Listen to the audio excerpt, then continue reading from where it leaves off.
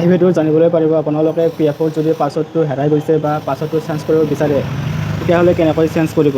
প্ৰথমতে আপোনালোকে APF member বুলি গুগলত চাৰ্চ কৰিব।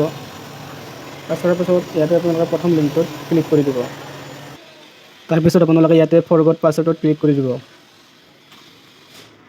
এনেকৈ অ'পেন হোৱাৰ পিছত ইয়াতে ইউআৰ নম্বৰ, নাম, ডেট অফ বাৰ্থ, জেণ্ডাৰ আৰু মোবাইল নম্বৰ ফিল কৰি কেপচা ফিল কৰি গেট অথৰাইজ পিনত ক্লিক কৰি দিব। এইখিনি ফিল কৰি আপোনালোকে গেট অথৰাইজ পিনত ক্লিক কৰি দিব।